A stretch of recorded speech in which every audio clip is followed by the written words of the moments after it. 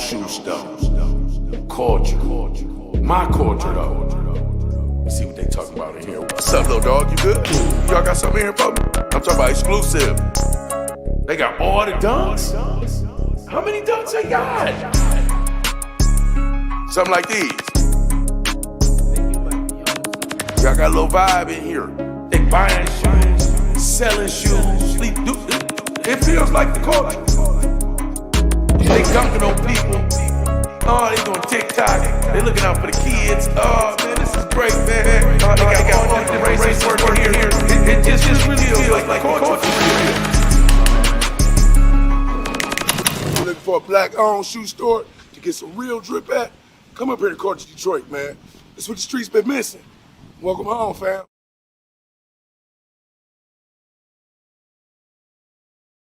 What's going on, everybody? Welcome back to the King and Deuce Show. Thank y'all for showing up and showing out per usual.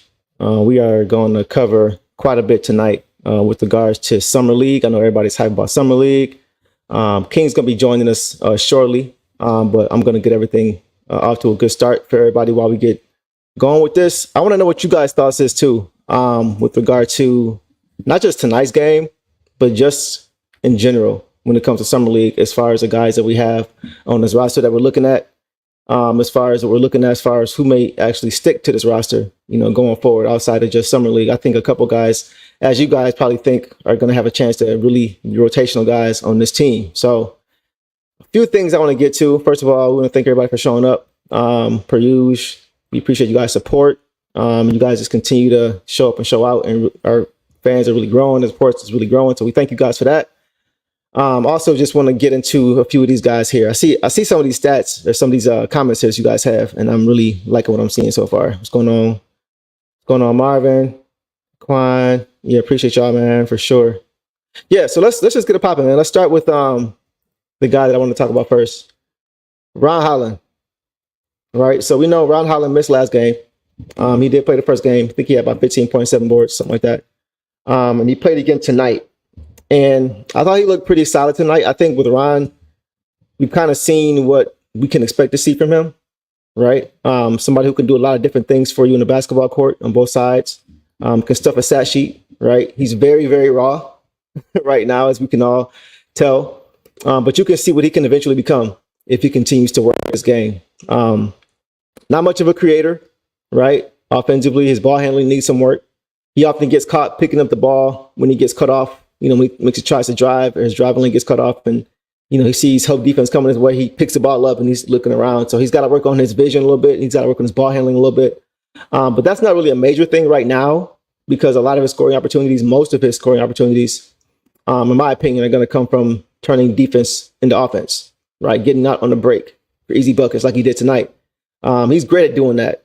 And we saw most of his points came from that. He wasn't in the half court. He wasn't in the break, off turnover and things like that. And he's really, really good on the break in the open court. So I also think that moving without the ball for him is going to be another area where he can really grow too. Cutting, backdoor, things like that is going to be something he can really do effectively, especially since we'll have more spacing on the floor. And it was cool to see too, Cade talking about him yesterday with regard to what he thinks of his game. He talked about a few things, how he thinks that he can help the team and things like that. But Cade actually spoke pretty glowingly of him with regard to that. And I thought that was pretty cool to see as well. Just that they already kind of are developing some chemistry there. Here's a picture right here. He said, "I think he can be a big time player. He's going to be able to help us." So I'm looking forward to seeing that dynamic too, as far as how they look at some point, if they're able to get in the court together, to see how their games translate.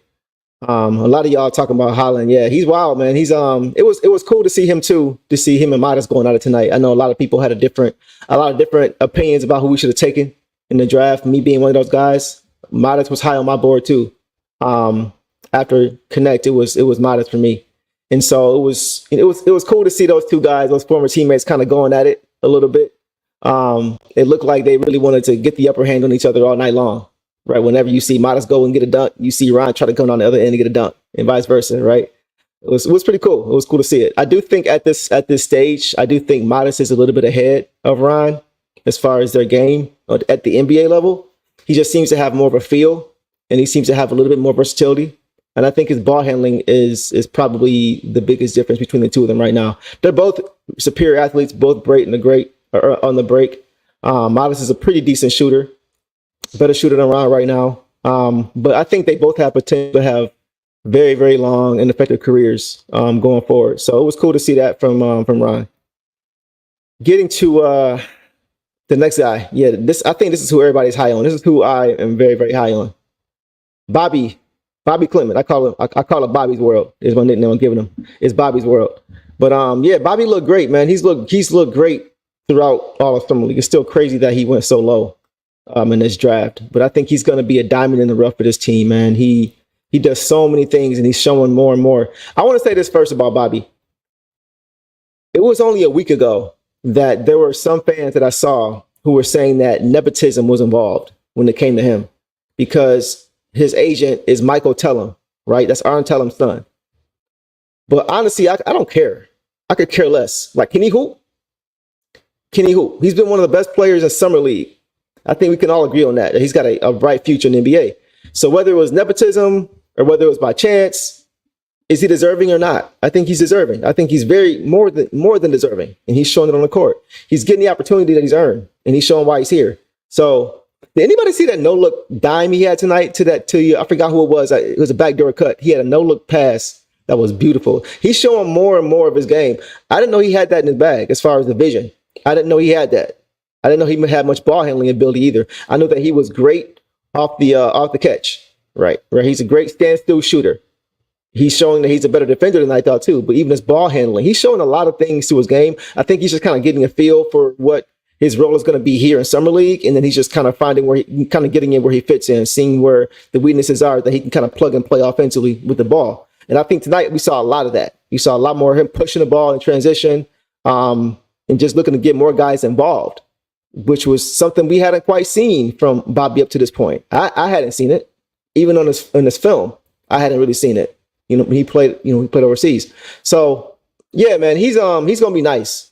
He's going to be really, really, really good player. He's not going to be a star, I don't think, but he's going to be a very solid player because he knows the game. He plays the game the right way, right? He makes the right pass. The ball doesn't stick with him. He doesn't turn the ball over. He doesn't try to do too much outside of his scope. You know what I mean? He looks really really comfortable. And that's great to see from a rookie coming in so early. So I think that's going to help him a lot. I mean, Bobby's going to be nice, man. He's going to be good. Okay. Another thing too I want to talk about with Bobby is that I'm really impressed with his ability to be effective without needing the ball. You know what I mean? Like in summer league, a lot of guys are looking at this as an audition to earn a contract, right? And so that can make it hard for guys who don't dominate the ball. A guy like Bobby to be effective. If it's hard to be effective if your guards aren't looking for you. We've seen that. I think last game it was a few times he was open for alley-oops or easy buckets, and they kind of got looked off. He kind of got looked off.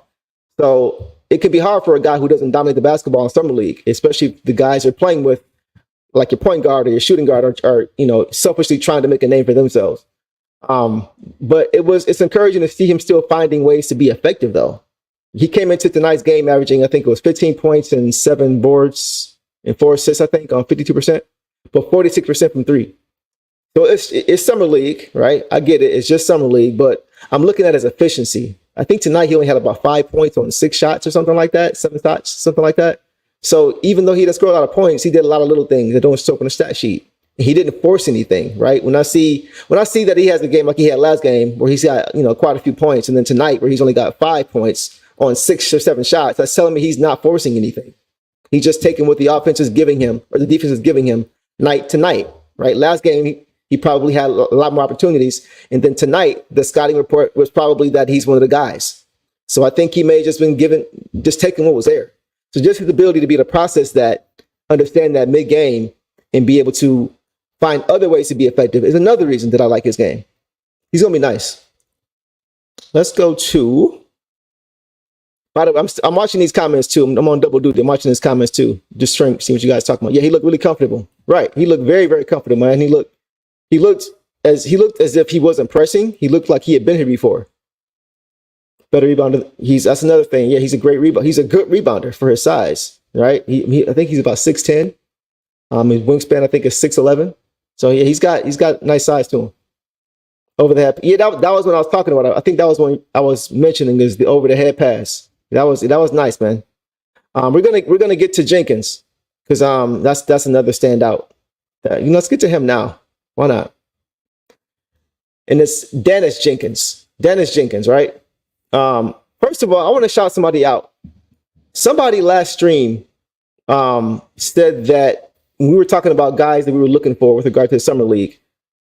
I caught it at the very end of our stream when it was over, but I was reading the comments, and it was somebody in the comments who kept saying Dennis Jenkins, Dennis Jenkins, Dennis Jenkins, capital letters, like talk about Dennis Jenkins, and I don't know how we didn't see it, but yeah, whoever that was, let me know in the comments if that was you, because I want to shout you out for that because you mentioned this I think about a week ago when it came to Dennis Jenkins. So he's very, very, very impressive, man. A lot of people were asking for a backup point guard, right? Tyler Ennis. Do you guys think that he can be that guy? I'm not really sure if he's a true point, but I feel like he's more of a point than Marcus Sasser is right now, right?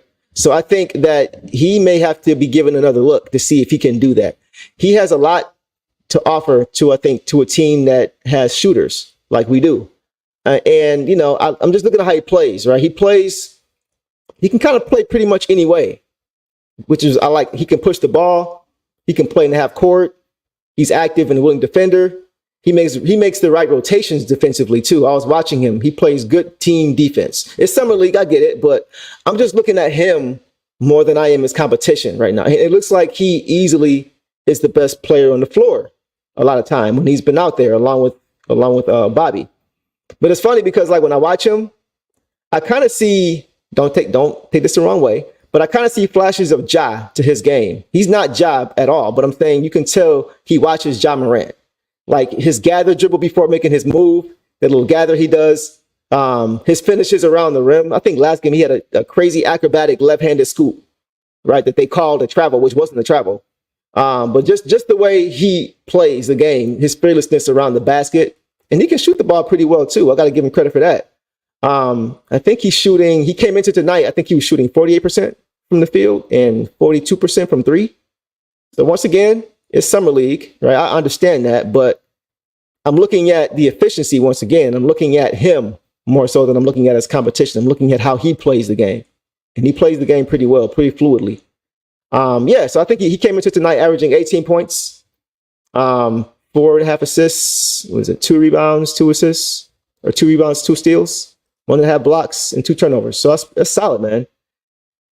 Very, very solid. I think those are the 2 guys that are going to come into the season solidified from Summer League as far as having a rotational spot. I think those are the 2 guys that we can really say he's going to be on this roster. I think those are the 2 guys who should be. In KDA, I'm with you on that 100%.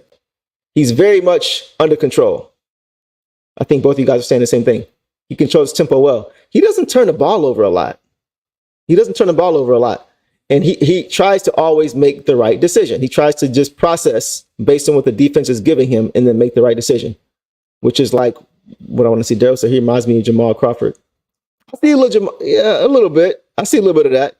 I think he's much more looking to get others involved though than Jamal Crawford. I understand what you're saying offensively as far as being able to get a bucket, which he can. I don't think his bag is nearly as deep as Jamal's, but I kind of see what you mean.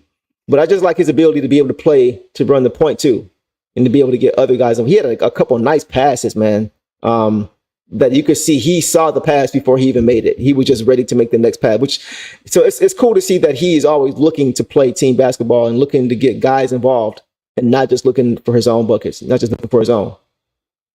And that's one thing that he talked about, Shannon, is that I think he mentioned post-game, last game, that he's just glad the Pistons gave him an opportunity.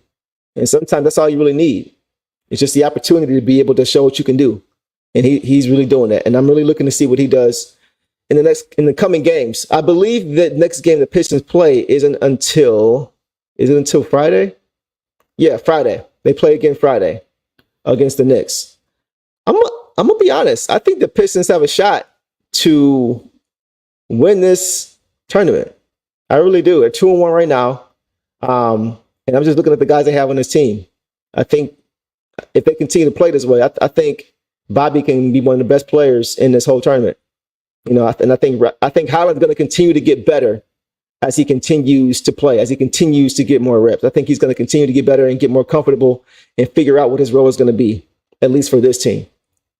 I do see that. I do see a lot of Jordan Bone in him for sure. And it's not just the hairstyle either. I think their builds are similar. Yeah, I see a lot of him. But I really do think that the Pistons have a shot to win this tournament, man. You know, I'm just looking at how they played so far. And they're continuing to get more and more familiar with each other game over game, which is what I like to see as well. So yeah, let me know what you guys think about that. Do the Pistons have a shot to win this tournament?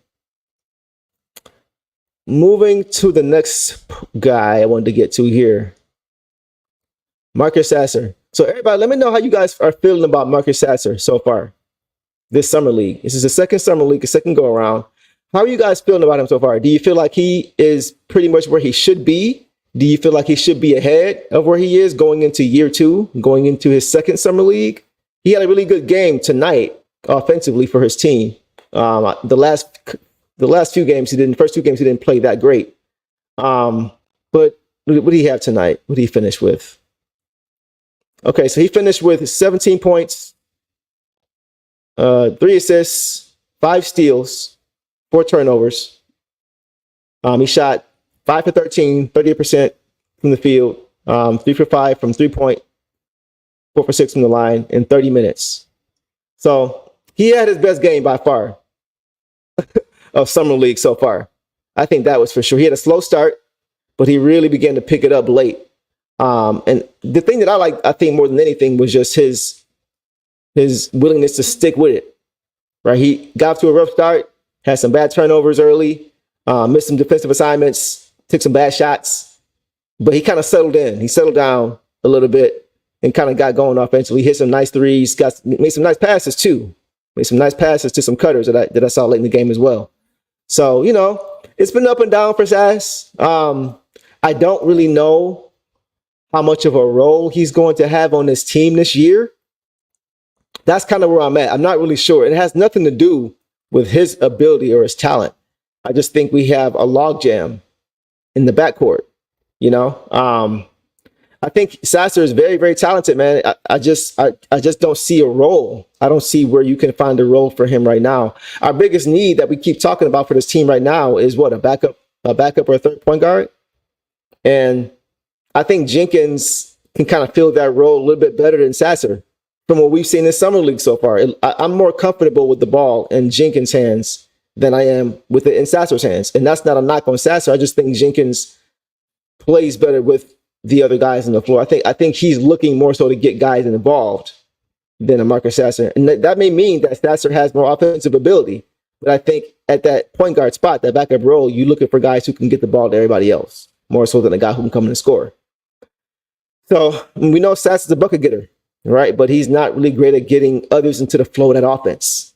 You know what I mean? Like with shooters, like I mentioned, with the shooters we have on this team, like a Malik Beasley, like a Tim Hardaway, and maybe if Fontecchio off the bench who's going to be there, you need somebody who's going to come in and facilitate to those open shooters. And I think Jenkins fits into that role better than Sasser does right now. And I think Jenkins, while he does that, he also is a threat offensively. It's not that he's the opposite of Sasser. He's only looking to get guys involved and he can't score, right? It's more so that he can do both collectively a little bit better, in my opinion. And when you think about this too, Jenkins is bigger.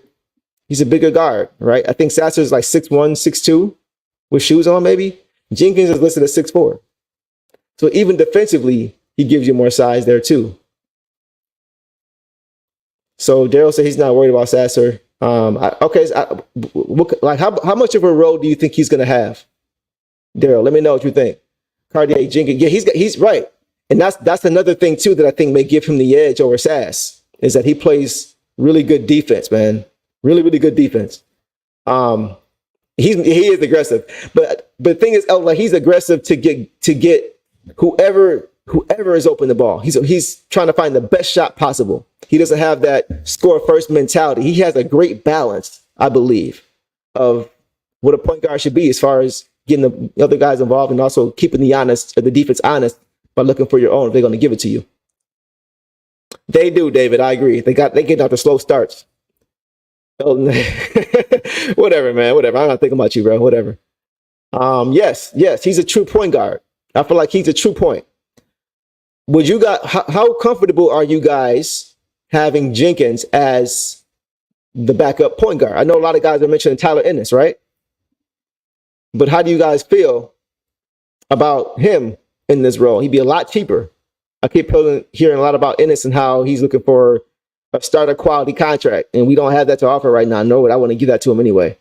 But that's kind of what he's looking for.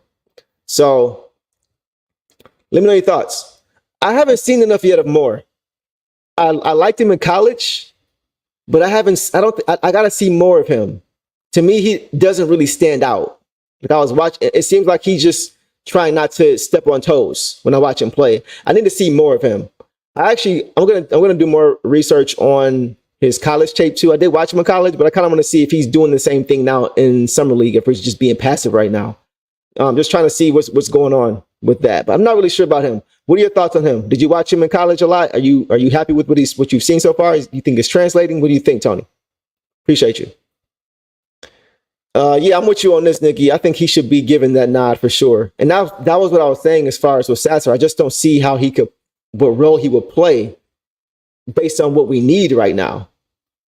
Let's see. I'd like to see Sasser come off the bench and play with Cade and Ivy. So here's the thing. If he's coming off the bench, he's probably not going to play with Cade and Ivy. He's probably going to play with one of the two because those guys' minutes are probably going to be staggered based on how I'm thinking about it. I think when Cade goes to the bench, when the game starts, and Cade, Ivy start, in my opinion, Cade goes to the bench, Ivy moves to the one, and now you have a shooting guard slot open. So if you put Sasser there, that means you're not putting Tim Hardaway Jr. there or Malik Beasley there, which I think is a mistake. So that's with that being kind of how it's projected to look. I don't see how you have a role for him unless you have foul trouble. You know what I'm saying? And you think about Tim Hardaway Jr. and you think about Malik Beasley, those guys are strictly shooting guards. So I don't know how I feel about Sasser coming into the game with those guys. I would rather have a guy like Dennis Jenkins, who is showing me already that he can find guys and facilitate the ball and get the ball to guys in spots where they like it. And that's why I would like him more so than I would like a Marcus Sasser. So it's based more so just on fit than it is ability. But that's not knocking Jenkins' ability because he has a lot of it for sure. Yeah, man, it was something seeing. I watched that too. When I watched, because everybody's talking about Reed Shepherd. Reed Shepherd is good. He's a good player. You know, Austin Reeves 2.0. You know, but Jenkins wasn't going for it, bro. He's a physical defender too. He defends without fouling. He's really good, man. I think we've got a couple guys in this roster who are really going to make an impact going forward. Let's see, Elton. I'll take Jenkins at this point. It appears he knows his role. Sass doesn't. He looks lost out there. Right. It's right. I think it just goes back to what we're saying. It feels like Jenkins knows his role because he's better at that role. I think he's better at the role that we need him to play than Sasser is. I think if we didn't have a Jaden Ivey, then maybe it's a little bit different.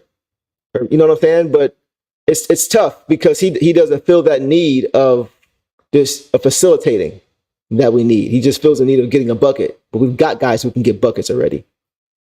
I think Jenkins should start in the G League.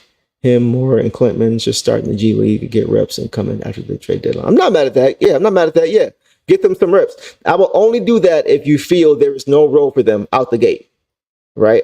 I'm going to tell you, man, Klintman and Jenkins, I'm not mad at you for saying let's wait until after the deadline, but to me, it's not out of the possibility that they earn a role pretty early. We have a really young team, man.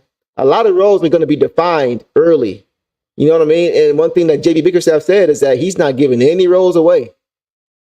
So if you got a guy like a Klintman or a guy like a Dennis Jenkins who can kind of pick up where they left off, take this momentum from Summer League into the regular season, and they're showing early on that they can kind of do this thing, and they got a quick learning curve, and they're not hurting the team, and they're making plays, and they're just playing within the role of the offense. Like I could see one of those two guys pushing for a rotational spot. Maybe not by the deadline, but maybe. I could see it. Like I could see a guy like Klintman getting involved now. Just the way he plays the game. I could see him kind of playing that Tobias Harris light type of game. right? Not offensive punch like Tobias has, not the skill set yet. He's young, but that's kind of what I see for him. And I would not be surprised if these guys earn some roles early and we have some surprises as far as the rotation. Mega Hustle, what's good, bro? Sasser got some key steals and hit a big three. Yeah, he did. He played much, much better offensively tonight. It seemed like he had a chip on his shoulder, like he was kind of getting looked over, and he came out and did his thing tonight. I was happy to see that for him.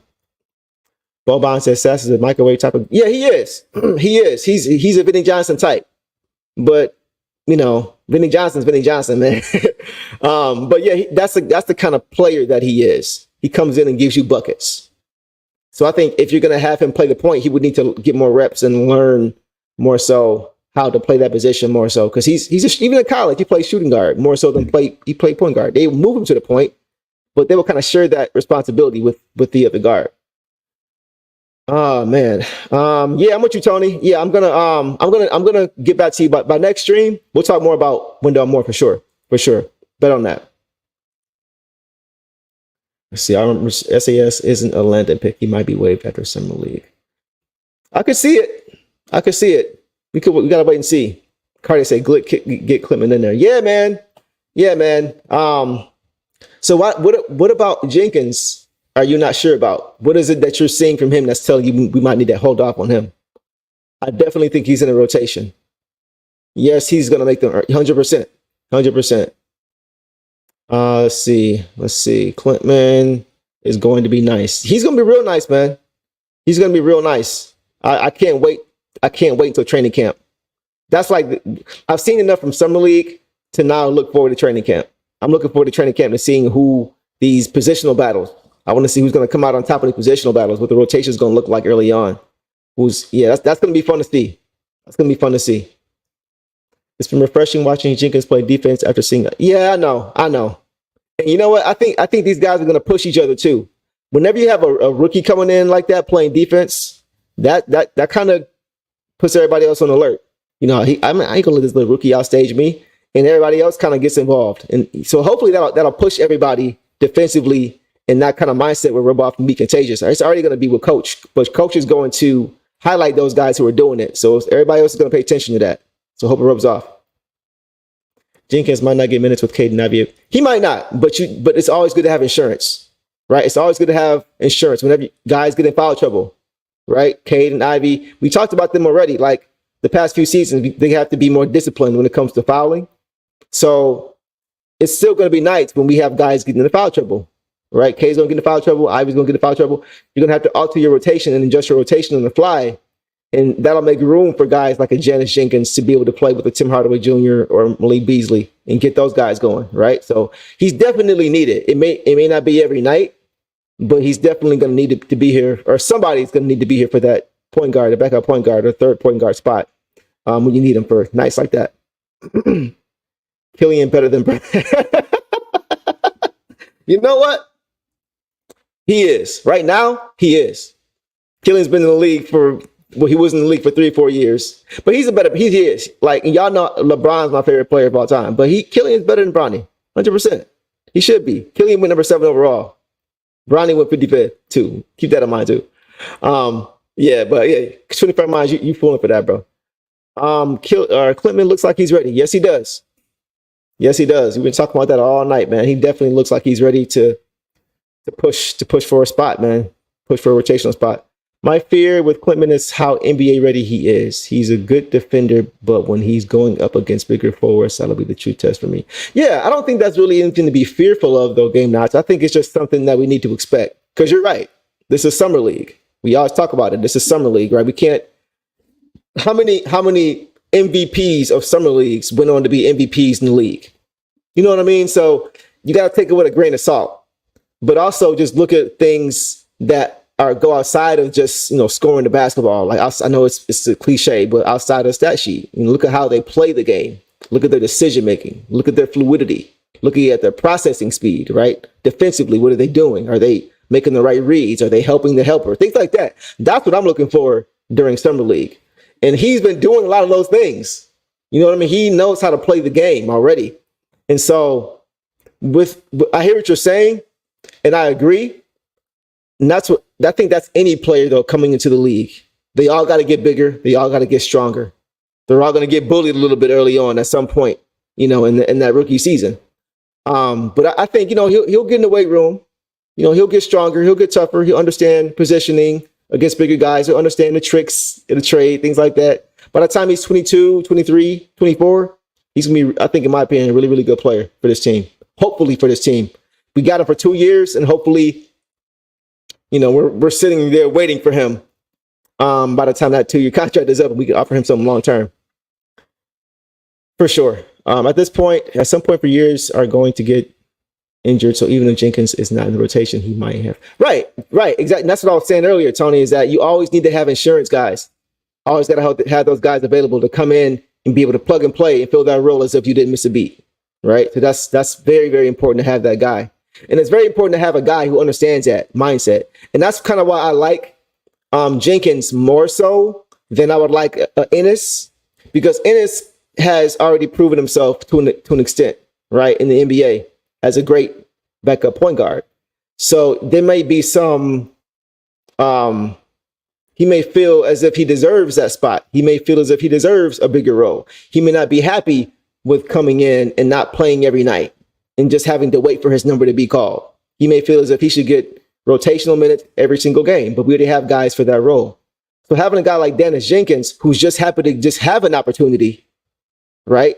That's what I like, because he's going to come in and do whatever he has to do to make sure that he has a role on his team and have a future in the NBA going forward. Just so from this standpoint, that's why I would like a guy like Jenkins, who's worked his way up, and the natural progression for him is to be given a role from playing well in the G League and now moving up into the NBA, having a small role, being able to be a star in that role, and then being able to hopefully progress into something more for his sake. So that's why I like having a guy like him in that kind of role as a backup point guard who may not play every night, because for them it's still a plus based on where he's been at this point. He's just trying to get to the NBA.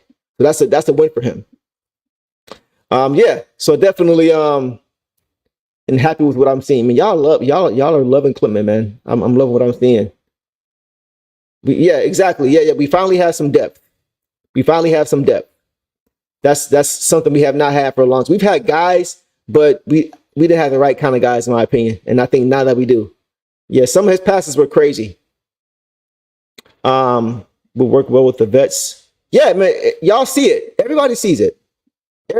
Man. He is a much better passer than I think a lot of us thought, myself included. I didn't, in the beginning, like game one, whenever I would see the ball outside of his hands, like when he's trying to put the ball on the floor, I would cringe. Like, what are you doing? What are you doing? You're a standstill shooter. Just do that.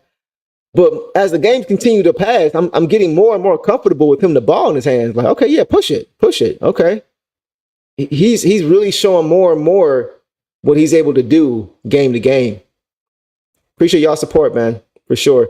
2 to 3 years during the Klintman going to be okay, Maurice. I like that a lot. That might have been the comment of the night. I imagine that inside-outside game, because now you will let JD to continue to just man the paint, be a great defender, help side defender, and post defender, right? Just be a great all-around defender in that paint. Just dominate that paint. Get as close to a Rudy Gobert type of paint defender as you can if you're a Jalen Duren, right? And offensively, just eat off what's available. Like, I don't think Jalen Duren is going to have plays drawn up for him much in his career. He's not going to need to, because he's going to be such a force in the paint, getting offensive rebounds because he's so strong, and catching lobs and that. Like, he's going to be able to eat without trying a lot of time, just because of, I think, the spacing we'll have and the facilitating we'll have with Cade and Jaden Ivey. He's going to be just fine. So having him just man that paint and focus on that is going to be more than, I think, enough for him. And allowing a Klintman to come in and be able to play the other side, you truly have an inside-outside game now, which I think, he made it. He made it.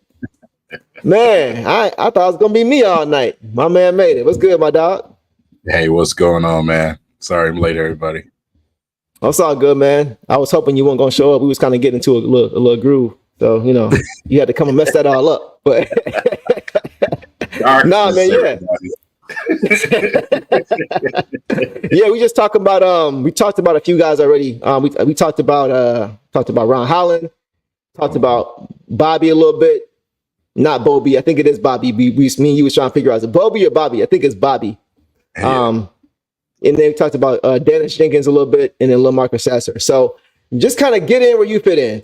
What do you want to talk about? Who stood out to you, not just tonight, but throughout the duration of Summer League? I know you had a couple of videos you dropped already about it, but just kind of give us a little bit of info as far as what you're thinking about these guys. You know what, Holland is more about him getting more reps, more opportunity out there on the court. You know, that's where it is right now, him recovering from his thumb injury. But for the overall of the Summer League, I've been the most impressed with Klintman and with Jenkins. Jenkins and Klintman have been the most impressive. Even tonight, if you look at the box scores, I mean, you know, nothing really stands out for Klintman, but if you was watching tonight, he definitely was a contributor out there on that court. Yep. You know, so like I said, those are the type of things I'm looking for to add to, you know, what we have here as far as our roster. Those are the things you need for these young guys if they want to touch the court. That's what they're going to have to understand, how I contribute without stuffing a stat sheet, because that's just not the stage of the career that they're at right now. So you need to be able to be available and be out there on the court and contribute in ways, you know, even uncharacteristic ways possible. So it's, you know, for them, they got a long journey ahead of them. But, you know, they have opportunity in front of them too. So this growth is definitely important. And Klintman and Jenkins have been the most impressive. Yeah. 100%, bro. Those have been the standouts that everybody's been talking about. Is Klintman and Jenkins, man. When it comes to Klintman, bro, what you said was what I was kind of hitting on earlier. Yeah, well, I think he had 5 points tonight on 6 or 7 shots. Last game, I think he had about 18. So what I like about him is his ability to be able to process what the defense is doing game to game. It seemed like the first 2 games, you know, it wasn't really known as far as who he was or what he can do. After these last 2 games, he's put up 15 plus, I think, the last 2 games, or 13 plus the last 2 games, and 7 plus his rebounds and all that. Now it seems like the scouting report is kind of changing on him. I was watching how they were defending him tonight. It was different than how they were the previous 2 games, right? So he's probably like, okay, they see they're focusing on. They know what's up now.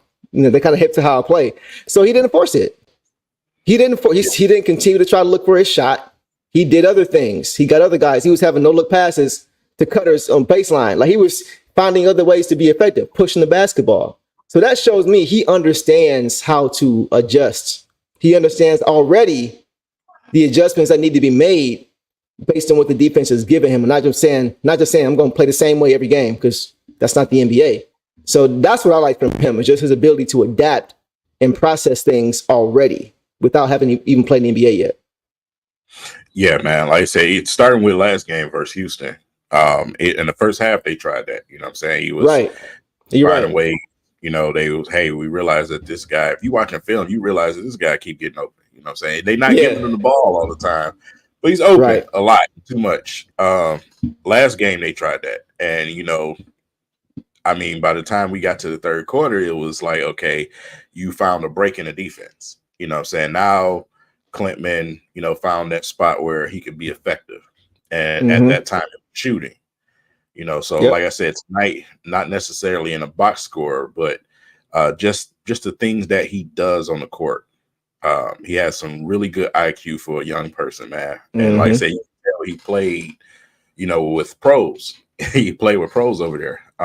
Exactly. So, like I said, I'm really intrigued watching him play basketball. Really quickly, I wanted to go back to this. I commented on this right before you hopped on, but I had to bring it back. I call this a comment of the night because I think it's very, very intriguing, and I want to get your thoughts on this. 2 to 3 years, Duren and Klintman going to be the front court in the league. What are your thoughts on this?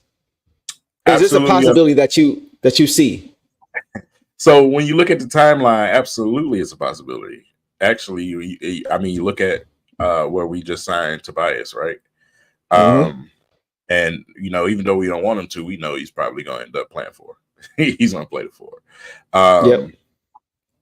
when you look at the timeline, I mean, 2-year deal for Tobias, right? But at the same time, if Klintman, it's all in his hands. It's all in his hands. You know what I'm saying?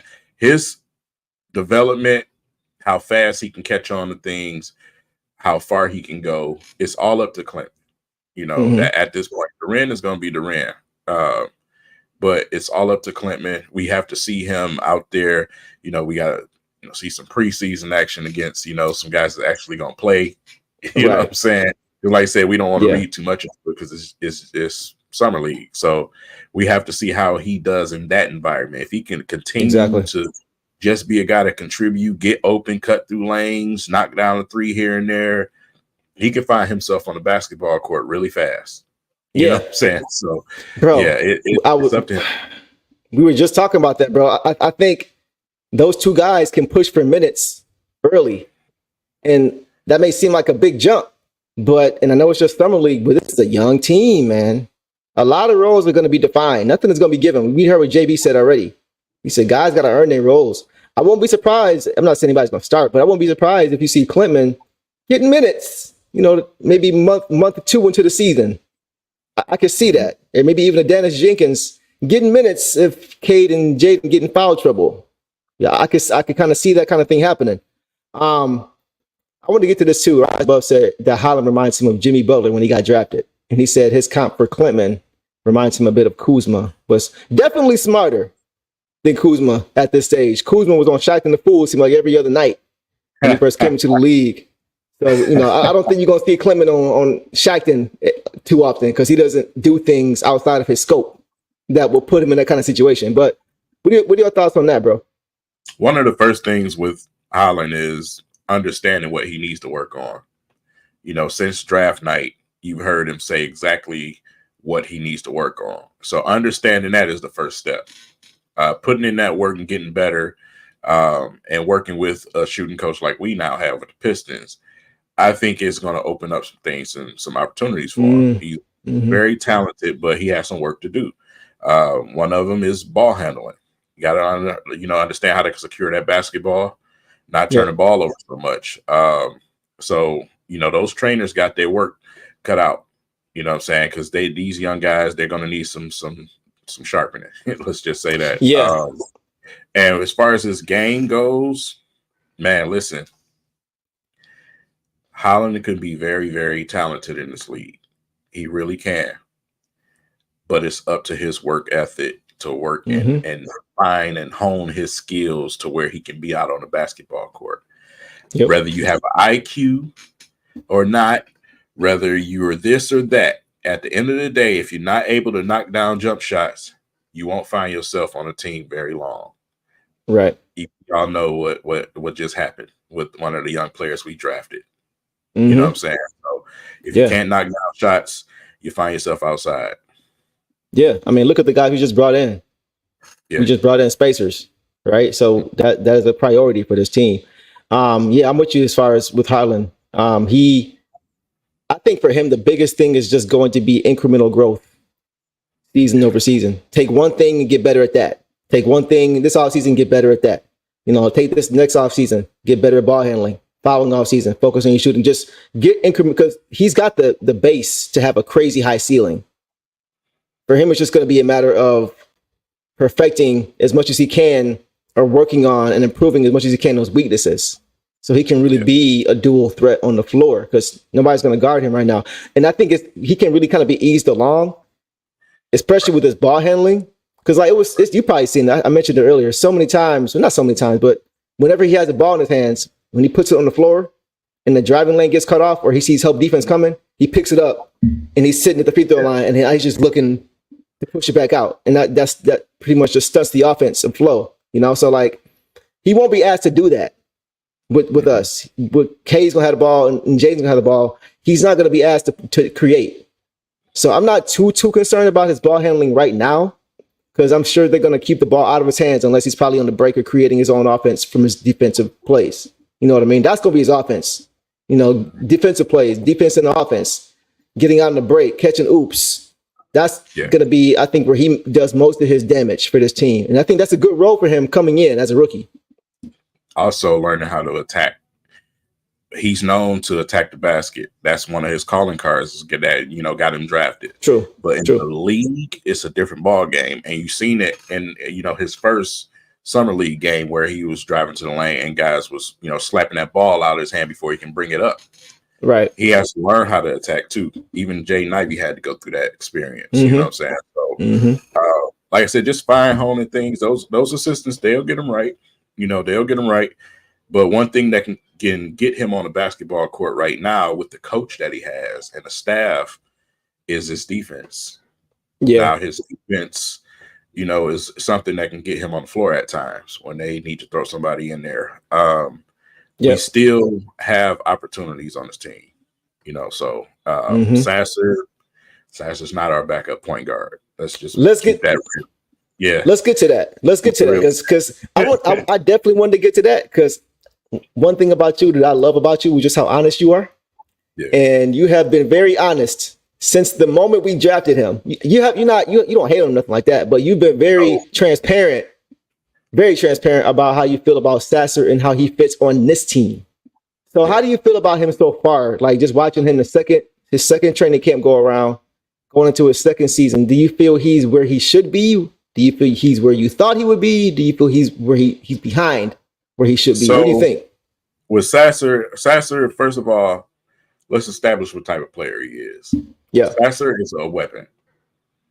Right now, they're trying to get him to think the game, as a guard out there, or understand and pace and things like that. You know what I'm saying? How to run that offense. They're trying to get that into him. Right. The weapon. I look at him as for instance, as a superhero. He's a Wolverine. You know what I'm saying? You throw him as a Wolverine and just tear damage. You see what I'm saying? Yeah. That's how you use Sasser. It was one, for instance, let's go back.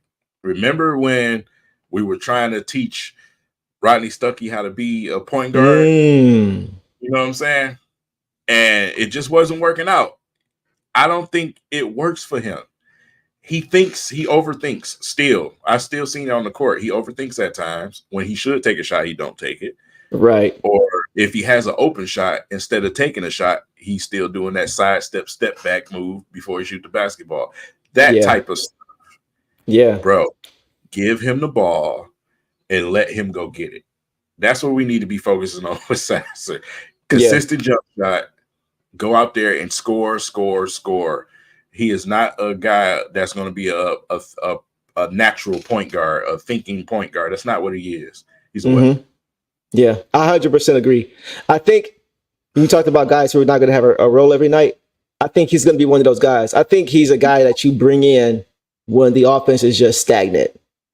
And you just, when there's a lid on the rim and nobody can get anything to fall, and you need, J.R. Smith, Lou Williams, Jamal Crawford-esque, that to me is Sasser's, not just his game, but his mentality. He's a bucket getter, man.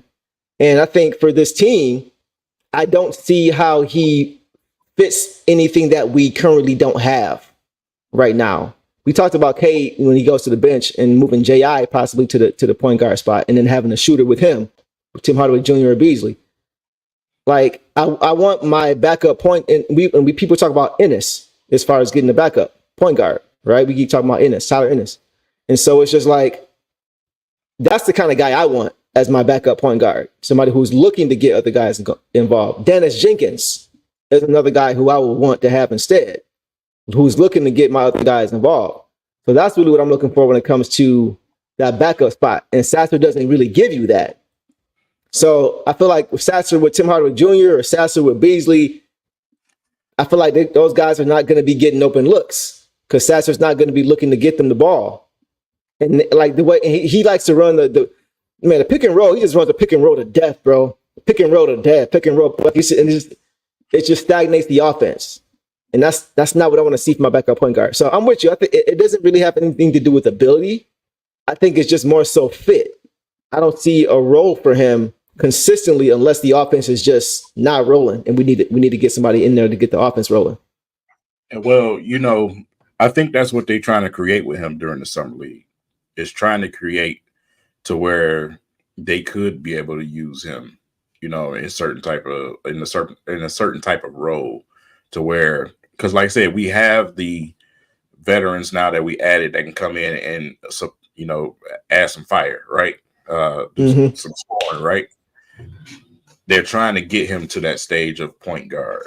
And like I said, with me, it's like, man, I can't see him as our backup point guard. Even coach was already talking about staggering Ivy and K in certain situations. You know what I'm saying? So, I mean, he's already talking like that. I think they realize that he's not a pure point guard, especially for backup. I still think we're going to get a backup.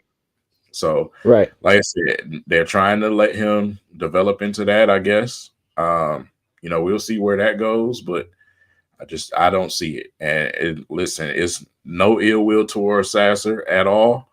At all. And that's what, go ahead. Hell of a talented scorer. He is. Yeah. He's a very talented scorer. He can go off at any minute. We're looking at fit for the roster and what we've acquired on this roster right now. And on top of that, it's not a Trajan Langdon guy. I'm looking at all of these factors. That's true. I'm just being realistic right now. Whether I like him or not, I'm not fanning out right now. I'm being realistic. Yeah. Right. So let me ask you this. People keep talking about Ennis as that backup point guard. How do you feel about Dennis Jenkins as the backup, or as the backup point guard, or as the third point guard for when there's foul trouble? Because go ahead. Here's my thing. My thing is this: like with Ennis, right? We've already talked about how he is kind of coming in a little bit entitled, where he feels like he is an NBA level starting point guard, but he'll play backup or whatever. So I don't know how he would adjust to not playing every night.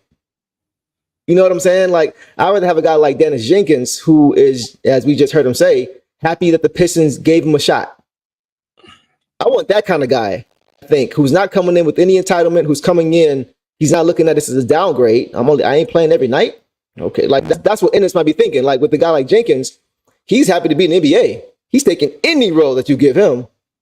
So that's why I would like, and he's cheaper, and he's 6'4", and he plays great defense. Like to me, he has everything that I would want. He's hungry. You know what I'm saying? He's hungry. That's why every opportunity he's getting, he's gonna try to make an impact. And so that's why I like that kind of situation as far as our third point guard, because you got the perfect guy with the perfect mentality who's looking to make an impact. What are your thoughts on that? So here it is.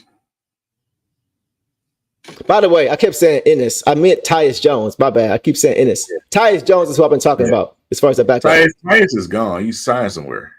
Is he? Who picked him up? I've seen it earlier on Twitter. Today? Yeah. Oh, wow. Okay.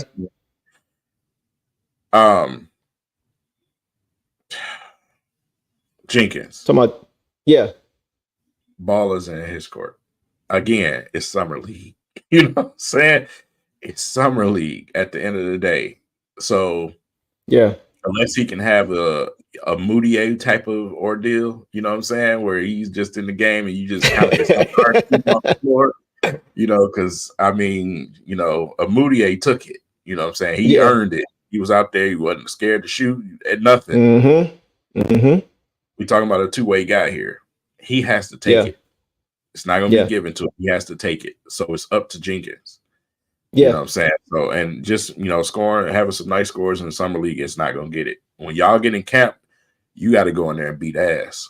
That's just what it is. You know what I'm saying? You have to take it. Some of these guys are ahead of you simply because of the situation when you're a two-way guy. So, right. It's up to him. Ball is in his court. Yeah, I agree, man. It was fun watching Ron Holland go against Modest tonight. Those two were really going at each other's head, man. It was cool to see. I think when they were on FaceTime or something a couple weeks ago, Ron was telling him he was going to dunk on him, and he didn't dunk on him, but he dunked on one of his teammates. And he had a few dunks tonight. So it was cool to see the two of them. It was also cool to see Tobias there tonight. Tobias and Cade, they pulled up to Summer League tonight to show support to their teammates. And it was cool to see those guys too. Tobias said he really wants to help this team become the best. He said he wants to help everybody reach their ceiling. Every player in this team, he wants to help them reach their full potential, reach their ceiling. So I think he understands the assignment for these 2 seasons. But I wanted to ask you a question. I wanted to ask everybody here a question too. Will the Pistons make the playoffs before his contract expires? What do you think? We got it for 2 years for $52 million. I think they will. You think they will? I think they will. I think this season is going to surprise a lot of people, just because of the taste that they got in their mouth off of last season. Mm-hmm. I think people truly believe that the Pistons were just that bad, talent-wise. You know what I'm saying? They're not 2-26 bad. No way. Right. You know what I'm saying? I think they truly do believe that. You know what I'm saying? I think they're going to, surprise some people this year. I'm not saying that they're going to. I think it's going to be a fighting for play-in type of situation. I really do for the Pistons, man. Simply based off of what they've added. I do want to say this though with the Tyus Jones. I see a couple of you guys in there. Some of you guys got it right. The Clippers. The report was that they're trying to get the sign and trade, but they're going to get him. Okay. They want him there. So okay. That's done. And Gary Trent is done too. So he went to Milwaukee, right? So, Okay. But yeah, like I said, just in that situation alone, man, I mean, I think we can definitely this season win 30 plus games. Anywhere in that 30 range, I think we can win this season right away. Yeah. Simply because of the coaching staff and the talent that we've acquired. Yep. I agree. I think it's going to happen next year. I think it's going to happen next season. I think, like you said, we're going to get. Yeah, I don't think it's going to be this season. Like you said, we can surprise a lot of people, 100%. But it's going to be a learning curve too, as far as guys understanding how to play with each other. That's the opposite side of the coin of having new guys in here. Is like people don't know how to scout you because they haven't seen you play, but you also haven't played. So it's going to take some time to. I think I can see them getting off to something of a slow start, and then second half of the season, kind of having a upward trajectory as they start to kind of catch a rhythm and understanding roles and rotations and all that stuff. I can see them getting to 35 games. So I think year 2. I think year 2 is a year. You said what? There's another layer to that answer for me. Talk to me.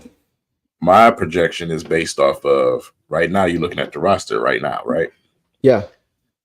I'm thinking midway of the season, team might change again. We still got money. Yeah. And I think they're holding on to that money for a reason. We talked about that, remember? Yeah. You see what I'm saying? So yeah, that's where I'm getting that from. You know what I'm saying? The 30-something plus games this season. Because I think we're still gonna be active, right? So like I said, it's gonna be interesting this season. Yeah. We talked about that. What he's referring to, everybody, we talked about that before as far as how much money the Pistons have. I believe they have about 11 million right now. And you need to spend 90% of your cap before the regular season starts. So that 90% or the 10% remaining puts you at 14 million. You can go into the season with that.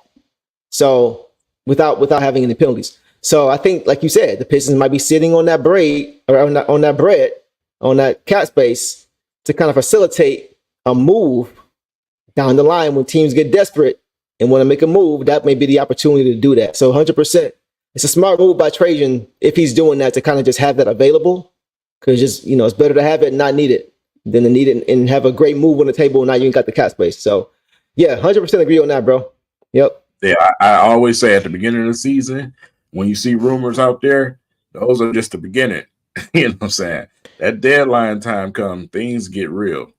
Yeah. You know what I'm saying? Things definitely they get real. So absolutely. I mean, you got GM. Go ahead. I'm sorry. Go ahead. No, I'm done. I'm saying, like, you're right. Like, you got GMs who have pressure on them. When you got owners and presidents that, hey, what we doing, man? We're underachieving right now. What's up? Mm-hmm. That can pressure a GM to make a move they don't want to make.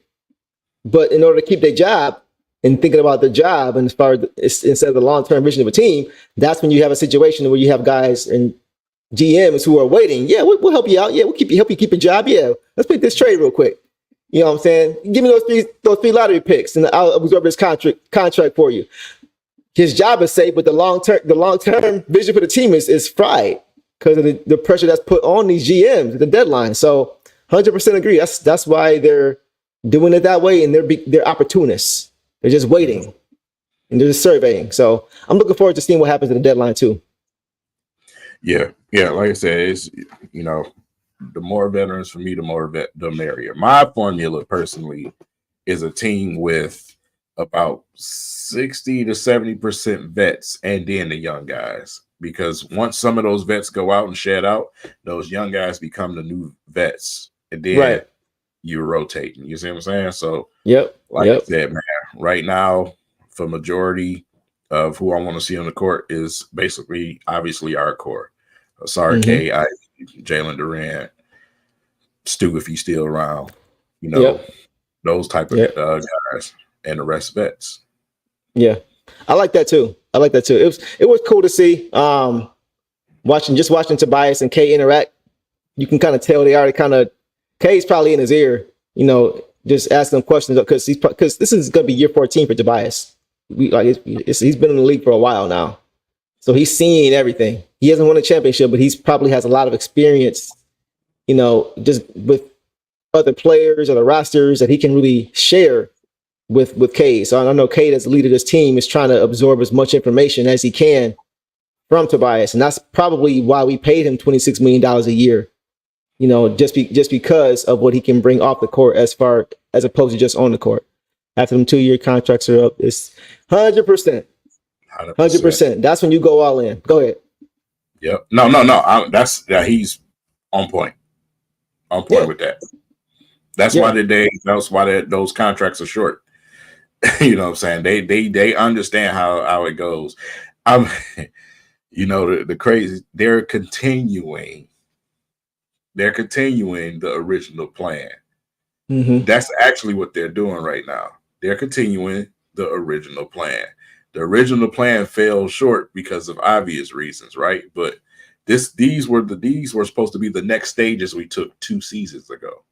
2 seasons ago. You know what I'm saying? Before devastating injury, before Tankathon, this is where we were headed. So we're continuing that stage, man. That's all it is. Yeah. And when you look, right. I'm looking, like, now that you said that, I'm looking at contracts. I'm just thinking about how shrewd Trajan may actually be with what he's doing. We talked about which Piston player are people comparing Bobby Klintman to?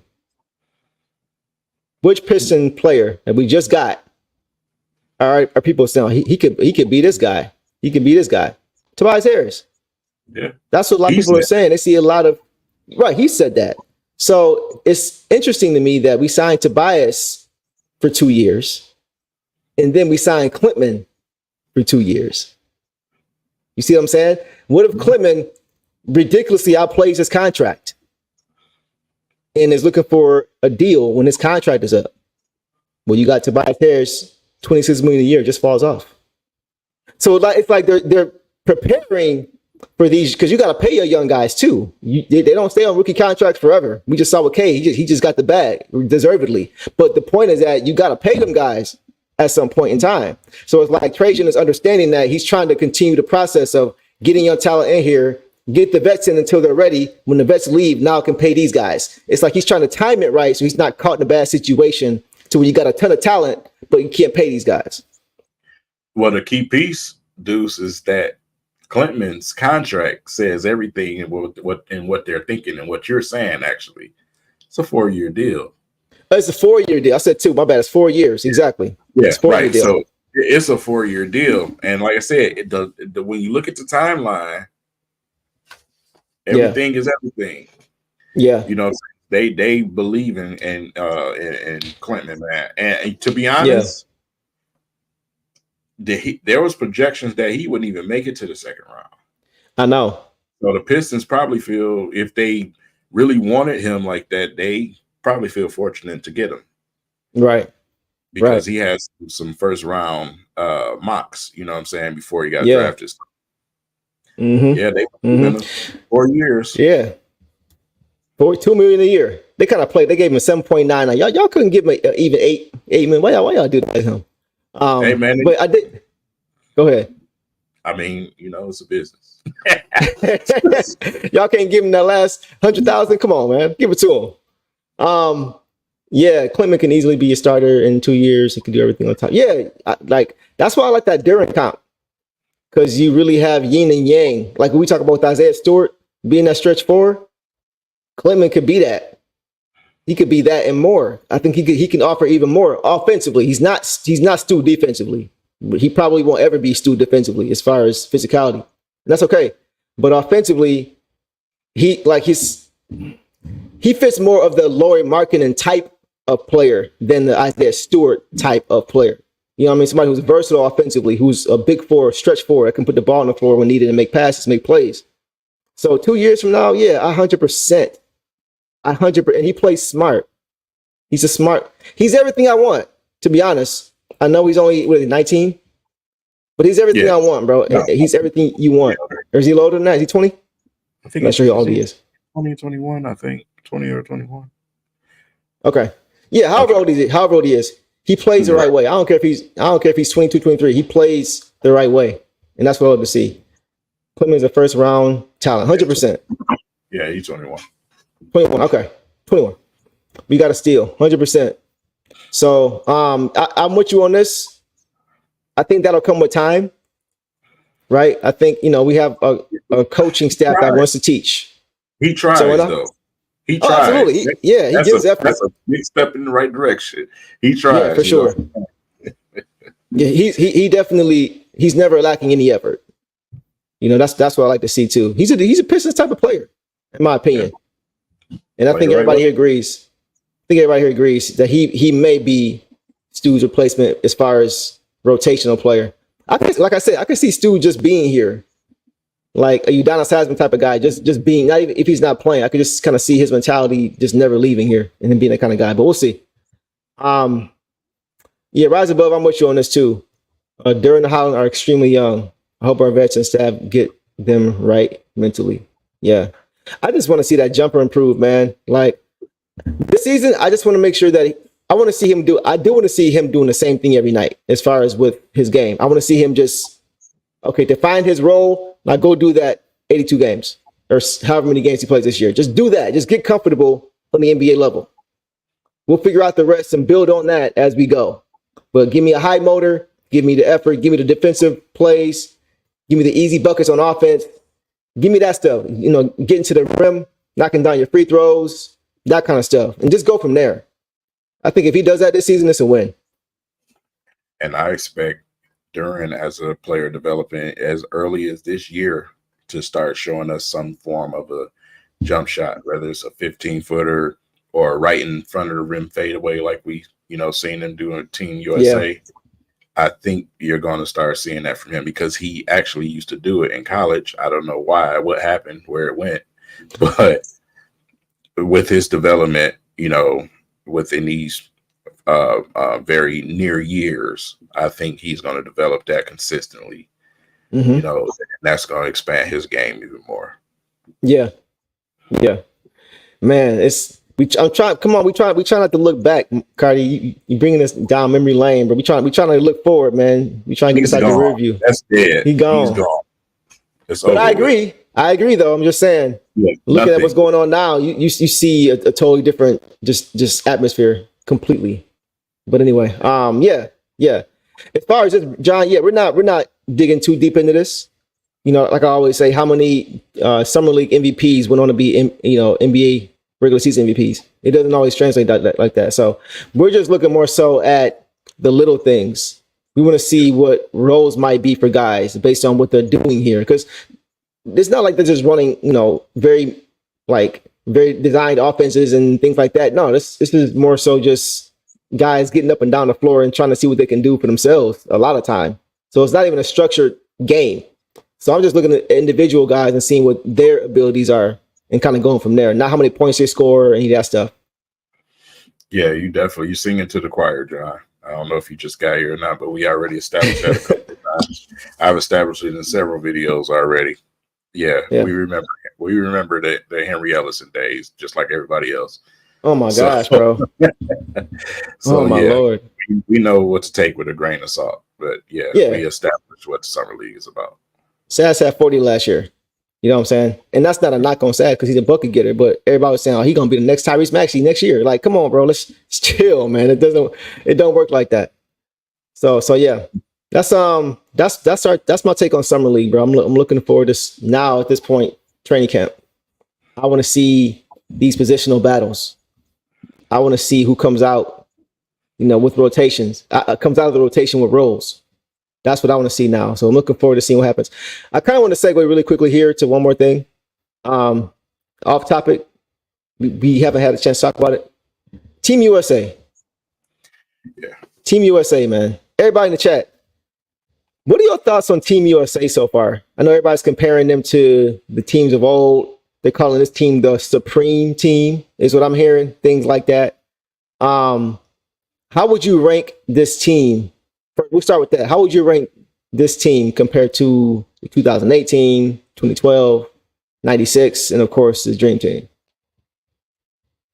Yeah, they're not even close still to me. They're not close. Okay. The other day they was playing with their food. The other day, and it was pissed off. They missed entirely too many shots for me. Too many irresponsible shots chucked up to me. Listen, man, get it together. You know what I'm saying? I don't care if y'all winning the games or not, bro. They out there playing too goddamn much for me. Get it together, man. Because I think they know. Yeah. Go ahead. Like, come on, dog. You know what I'm saying? And the other day, I go back and look at the score. I'm like, man, how did they even come back this close? So what are y'all doing? Stop playing around with people. Go out there and play some ball, man. Y'all out there just throwing shots at the rim. Like, come on, man. I agree, man. I don't think this is the best team ever. To be fair, hell no. I think to be fair, I think if the Dream Team, like in their primes at that age, just played now, they wouldn't be blowing teams out by 60 either, because the world has gotten better. But they wouldn't just play around, I don't think either. I think this team knows that they're better. And you see like Canada, everybody's talking Canada up, how good Canada is, how much of a threat. Man, Canada was no threat at all. I think after that, they're like, we're good. We're not going to lose. Nobody's going to beat us if we lock in. That's what it seems like to me. So here's the difference from them versus the Dream Team, right? First of all, the Dream Team wasn't out there playing with nobody. That's the reason why they was blowing teams out like that. Right. And when you take a team from back then and move it to this era, you have to advance the skills with those players too. Because that's true. They, just like the skills have evolved, they would have evolved too. Great point. I still think they would have blown some dudes out the water because those dudes, they was strictly business, man. But the thing is, bro, it's like the competition back in the day, bro, like in the Dream Team time, they were signing autographs, bro. They were taking pictures. They were scared of them. They were literally afraid. But that's what this team should be.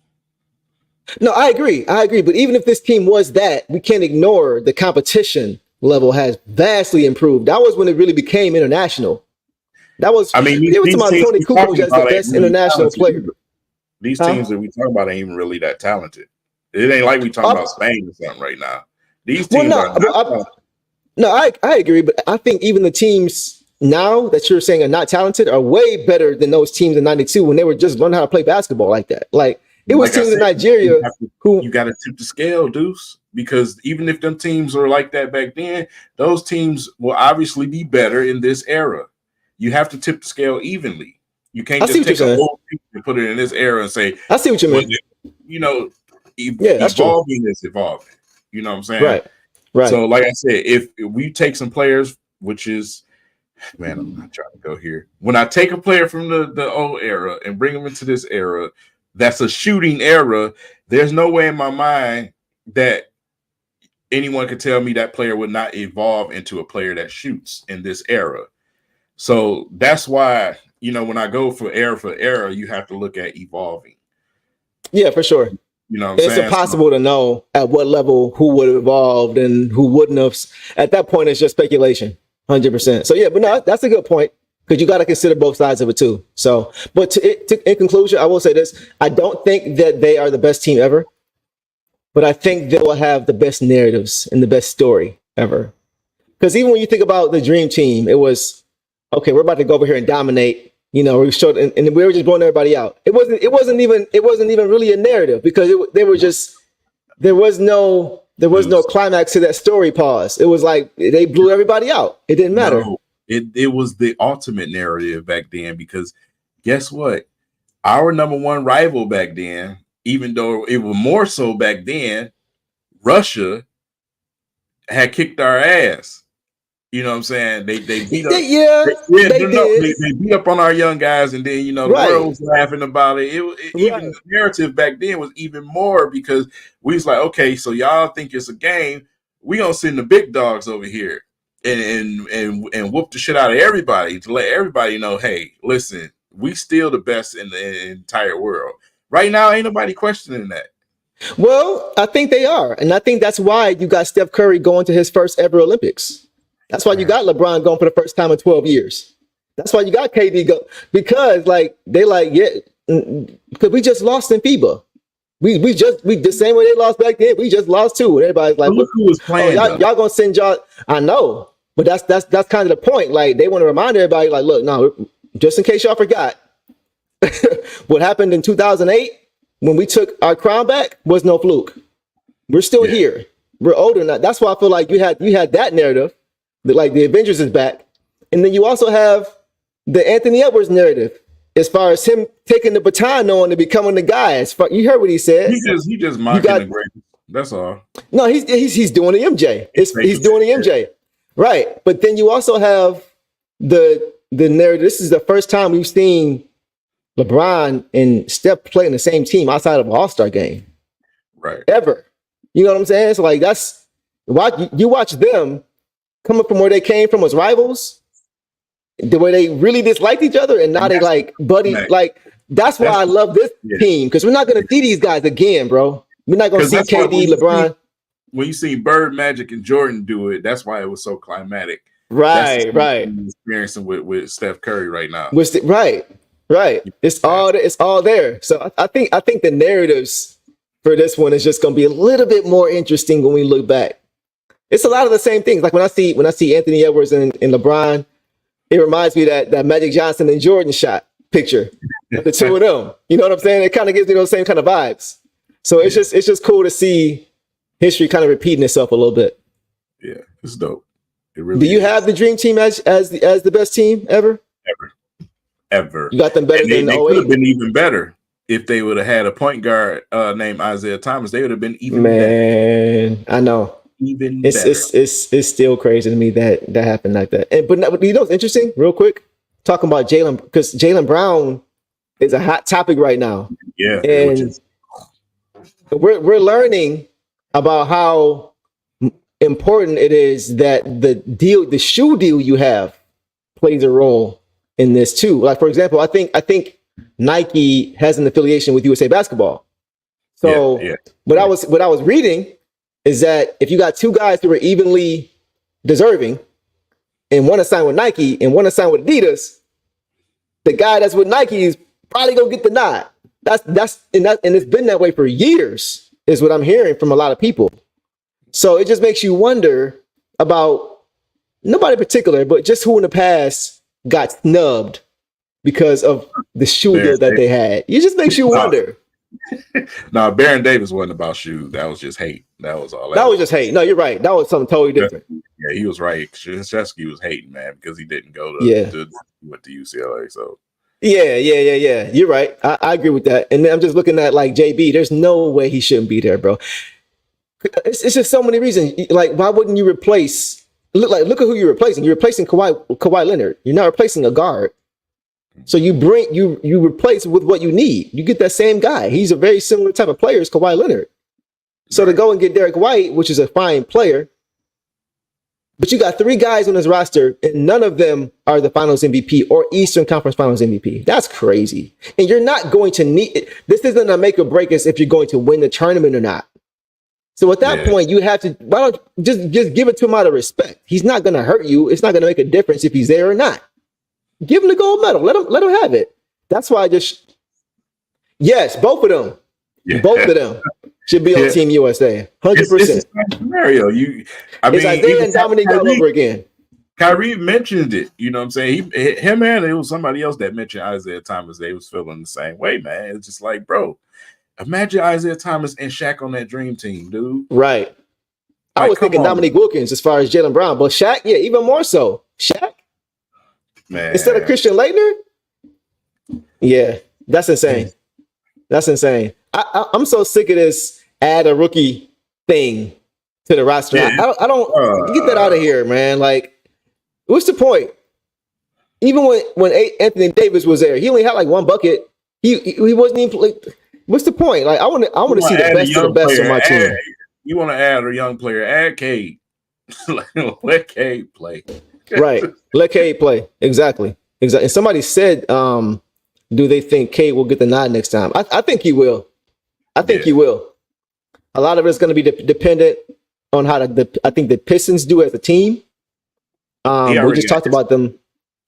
Yes, he already has history with the select team. Him and JD with the select team. This is JD's 2nd year, right, with the select team.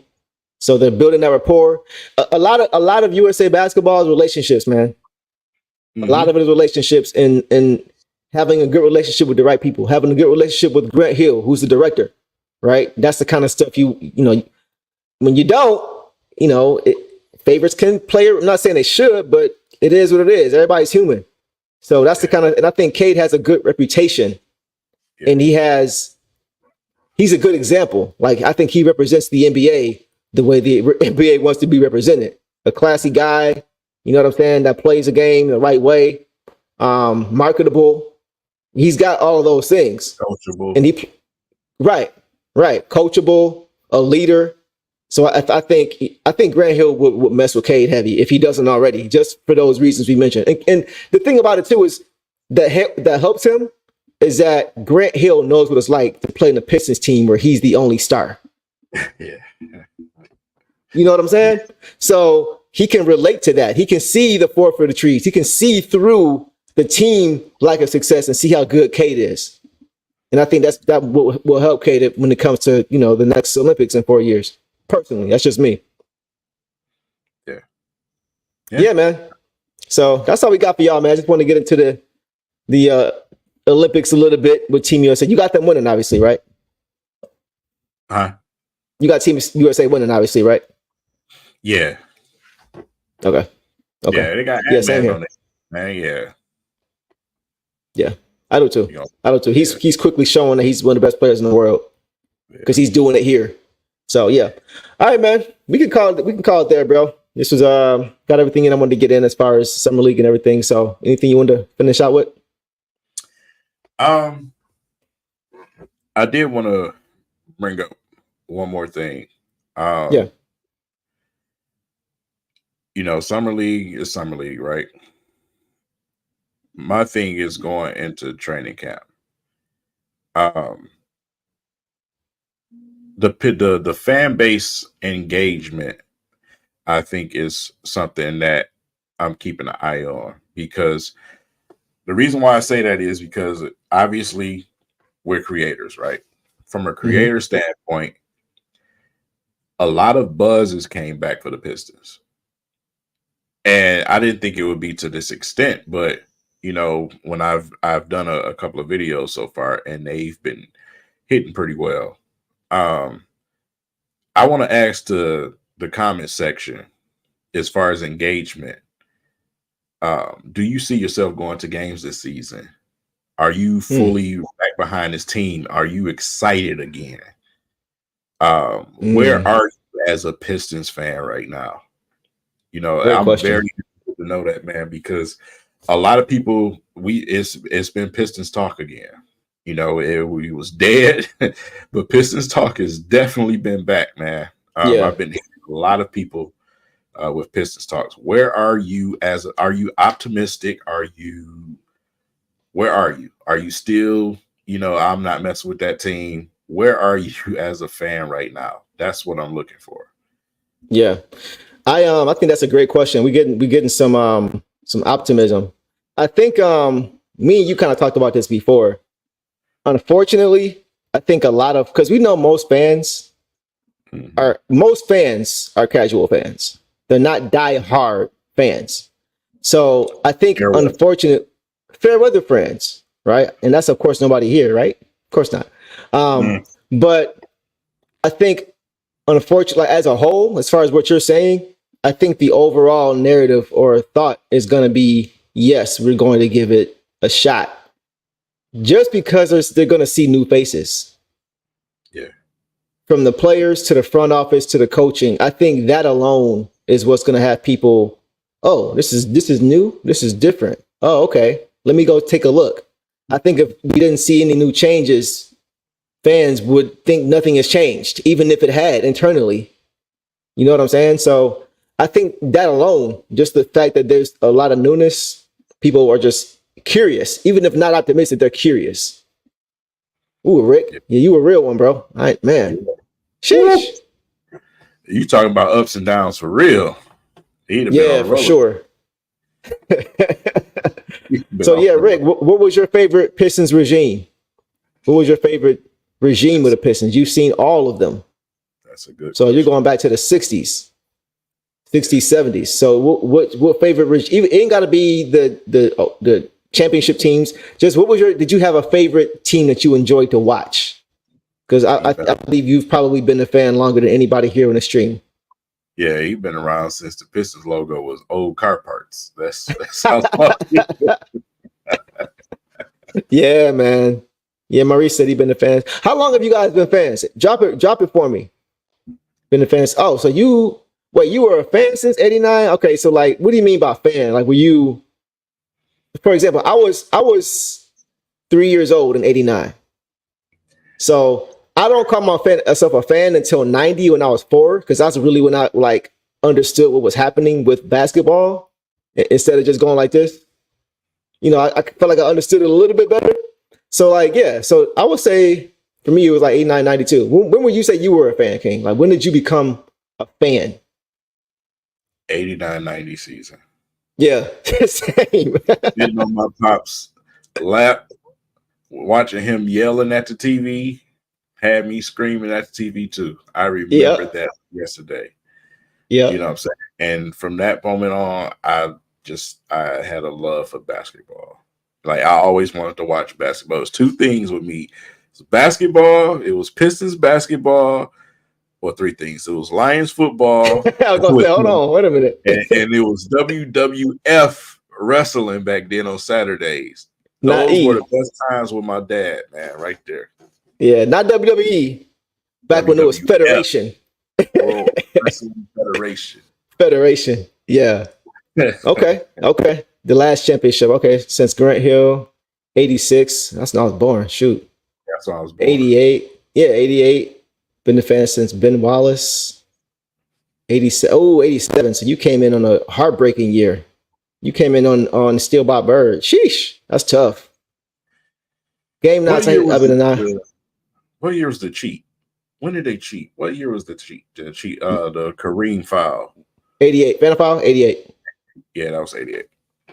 We could have won 4, bro. Yeah, we could have. 87, that was the conference finals with the Steel by Bird. That's 87. That series was in the bag. What? And in 88. What? Oh, yeah, WCW Nitro? Come on, Ryan. Nitro? What? Man, what? Oh, the Wolf Pack, bro. Taking me back with that, bro. We have to do a segment on that, low key. Low key, just a different day. Just a special segment on that. Yeah, man. But yeah, 2017. Rick responded. He said, "Hold on to your seats. I know you might get upset. Please don't get upset when I'm gonna." Okay, yeah, give me your answer. Let me know. Come on with it, Ryan. Yeah, let us know. Basketball cards. Did you have the Fleer Boys or the Upper Decks? I had the Upper Decks. Those are my favorite basketball cards.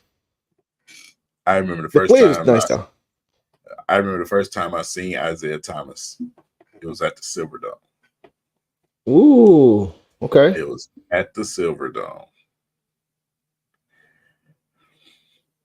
Was it the game when he did the spin when he was doing No, that when he made that game? Okay. It wasn't that game. Okay. Fort Wayne. That's a throwback. Marvin is trolling, y'all. I don't think he's been around since that long.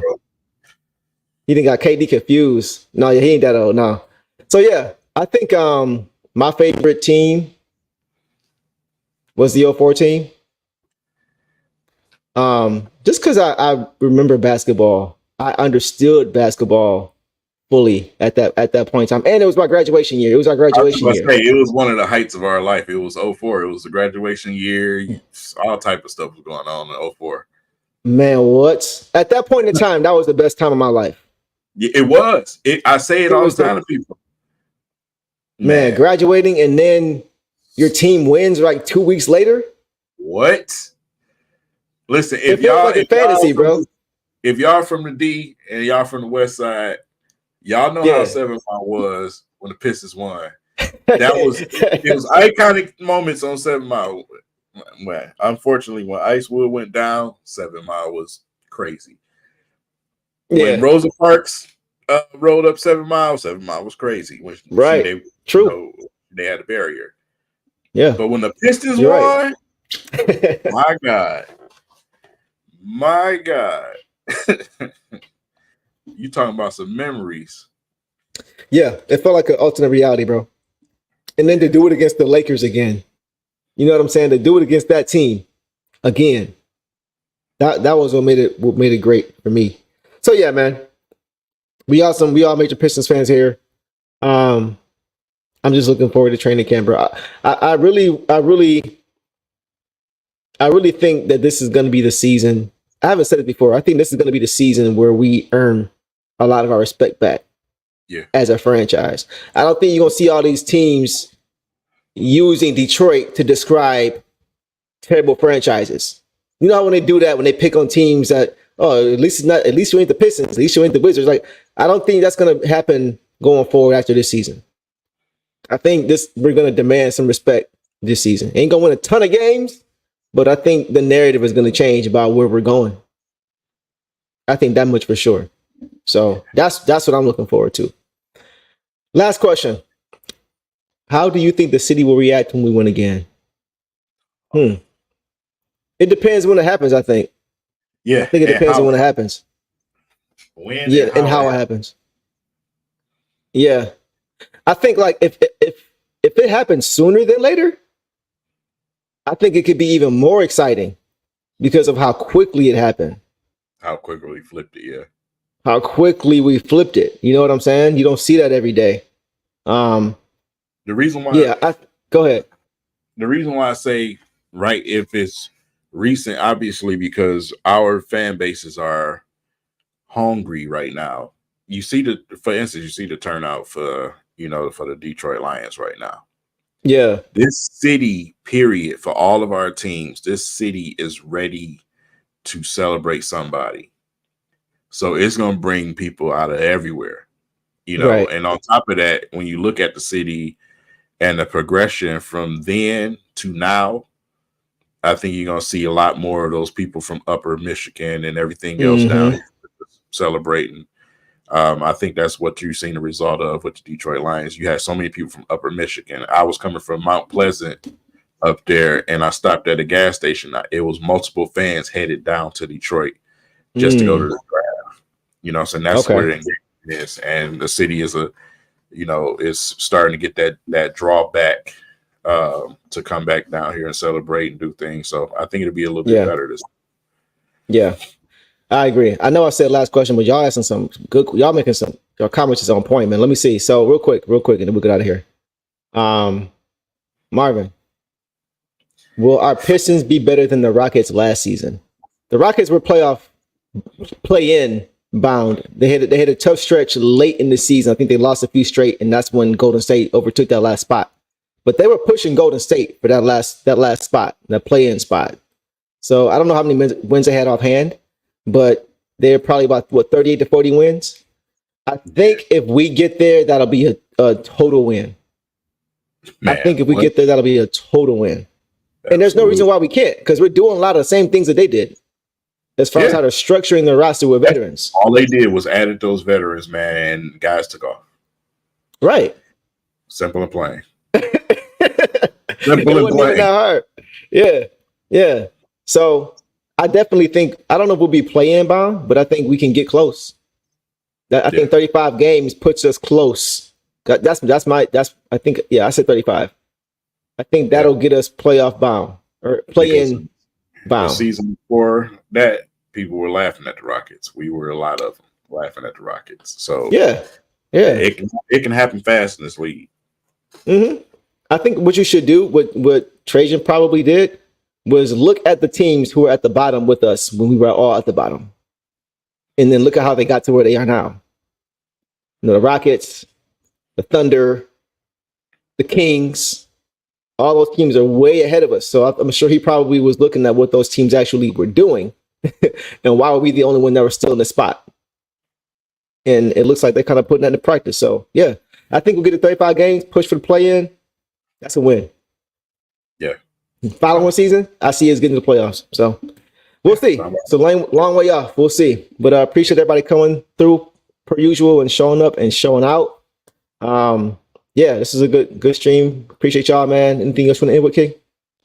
No, that's it, man. Like I said, let's just enjoy the rest of this basketball while we can before we hit that dry spot until we go to training camp, man. And like I said, I'm just looking forward to watch more Klintman and Holland out there. Jenkins, young guys. I'm looking forward to seeing more and more from them as we go on into the season. Yep. So next game and last game is this coming Friday. Yeah. Against the Knicks. So that'll be an interesting one to check out. So we'll be here with y'all. Once that take place, anything else happen in between, one of us will get to y'all with the update. But like I said, appreciate y'all. And as always, Detroit versus everybody. Peace.